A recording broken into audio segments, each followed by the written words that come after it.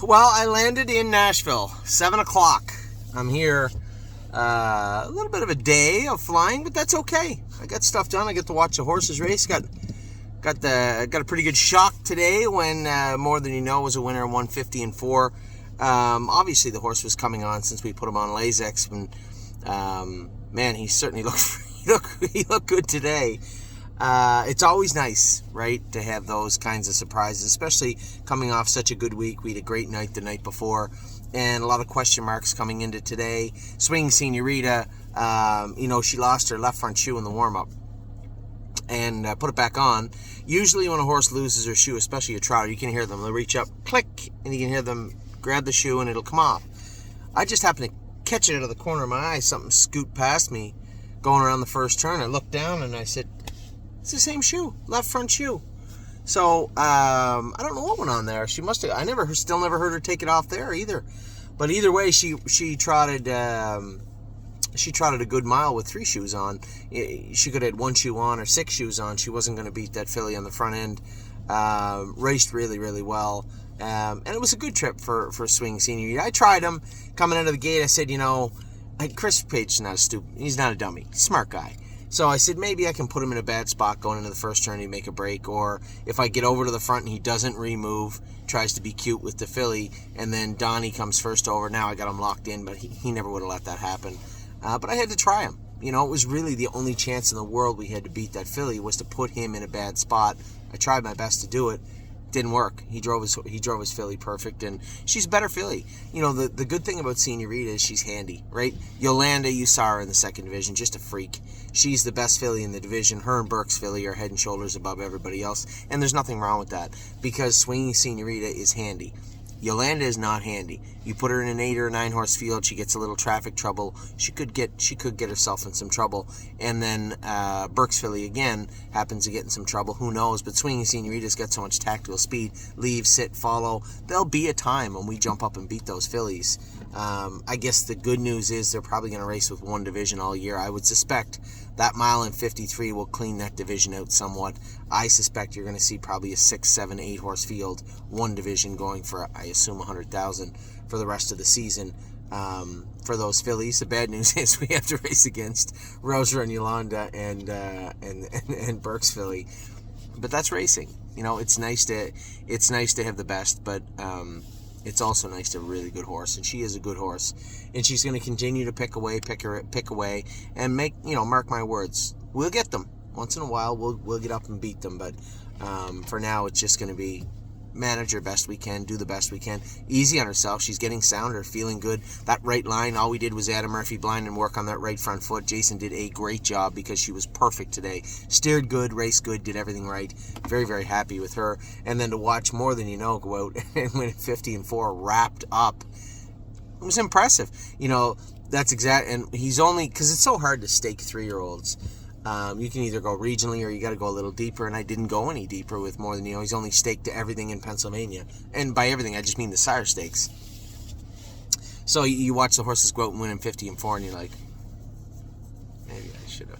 There isn't really a whole lot anyway. When you get the Arden, we probably should have paid him into the Arden, I guess, and I didn't, and things of that nature. But for the most part, really, really happy just to see the horse go out and win, right?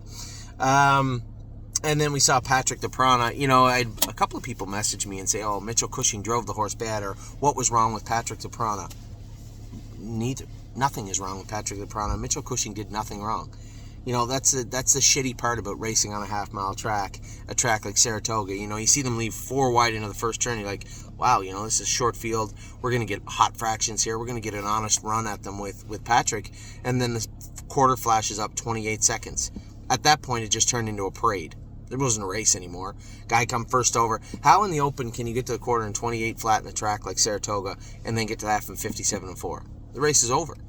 Seabiscuit couldn't win from where he was, and that was no one's fault. He just drew the outside on a half-mile track. And you might say, well, why didn't he go back to Plainers? Because he wasn't welcome. That's why. Oddly enough, racetracks don't generally like when outsiders come in and take their money. They don't like it. Patrick DePrana jogged 2 weeks in a row and had to go race somewhere else. He's not going to the Meadowlands. For those of you out there saying, why don't we take him to the Meadowlands? Absolutely, 1,000% no. I don't want to be shipping the horse all over the world. We have a very, very nice horse, and you know what? He can't win every week. There is a news flash for everybody. I know it's hard to take, but he can't win every week. And when we get to Saratoga, we're going to need a little bit of speed up front, or because we're not going to draw inside, right? They're not going to it's not an open draw. He's not going to draw 1, 2, or 3. He's going to draw 6 or 7. And he's not going to Yonkers. I know everybody says, oh, they race for so much money. That is wonderful. I'm not shipping the horse all the way to Yonkers. He's a bit of a loon. Remember, at Northfield, he was on the track and on the walker. At Beckwith, he's in the field and either towing behind another horse or I don't think he's a walker there, so just towing behind another horse. Lives a very laid-back lifestyle, and we're not going to complicate that. So that's a no for the Meadowlands and a no for Yonkers before anybody messages me and says, why don't we try this? No. He's going to race at Plainridge, and then when he's not racing at Plainridge, he'll likely have to race once in a while at Saratoga. If we race him somewhere else, fine, but it's not going to be somewhere we got to ship and race him right into the red line every week. You know, he's an older horse too. He can't give 105% every week, and if you ask him to, the 100 that he gives is going to turn into 90 or 85, and then all of a sudden he's not Patrick the Piranha anymore. So it's unfortunate, but when they go 28, 57, and 4, and you're trying to race in a parade, it makes it very, very difficult. So he got a 4. He was just voted out for second. The horse in the front raced great. I would have done the same thing. Would have gone with half in a minute if I could have. So it's not that I'm making fun of them. It just sucks when you're sitting 6th at the half in 58 seconds in the open. I thought he raced good otherwise. Resolute Bay, I know, nobody has said it, but they're like, oh, I thought he'd be closer. I didn't.